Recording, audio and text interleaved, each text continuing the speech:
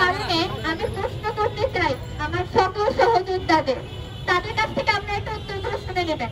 বাংলাদেশের সংখ্যালঘু সম্প্রদায় ভালো আছে? বাংলাদেশের সংখ্যালঘু সম্প্রদায় ভালো আছে? বাংলাদেশের মন্দিরে হামলা হয়? বাংলাদেশের গির্জায় হামলা হয়? আদিবাসীদের উপর হামলা হয়? বাংলাদেশের সংখ্যালঘু সম্প্রদায় ভালো নেই। গণমাধ্যম কর্মীরা দয়া করে জাগুন, সত্য প্রকাশ করুন। আপনাদের সত্য প্রকাশের মাধ্যমেই আমরা বৈষম্যের বিরুদ্ধে যে লড়াই শুরু করেছিলাম তাতে আমরা সফলতা পাবো।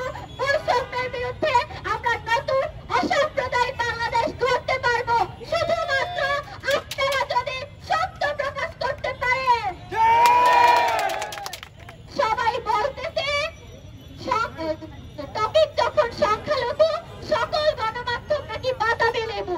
এই কথা যখন যদি ভুল, এটা আপনারা প্রমাণ করে দেন, সত্য প্রকাশ করে আপনারা যদি সত্য প্রকাশ না করেন, বিগত 53 বছরের মতো যদি সংখ্যালঘু সম্প্রদায়ের উপর হামলা চলতে থাকে, তাহলে গণমাধ্যমকে আমরা গণমাধ্যম না সরকার মাধ্যম বলবো। গণমাধ্যম কর্মীরা জনগণের পাশে এসে দাঁড়ান, সংখ্যালঘু সম্প্রদায়ের উপর হওয়া নির্যাতন তুলে ধরুন, সত্যকে তুলে ধরুন, সত্যের পাশে দাঁড়ান। আমাদেরকে আপনারা বলেন আমরা কেন নিজেদের সংখ্যালঘু বলে দাবি করছি। আমরা সংখ্যালঘু দাবি করলে আপনারা খুব কষ্ট পান। আপনাদের উদ্দেশ্যে বলছি, সংখ্যালঘুদের যখন বাড়িঘর পোড়ানো হয়, হামলা হয়, মন্দির যখন ভাঙা হয়, গির্জায় যখন হামলা হয়, আদিবাসীদের উপর যখন হামলা হয়, আমরাও তখন কষ্ট পাই।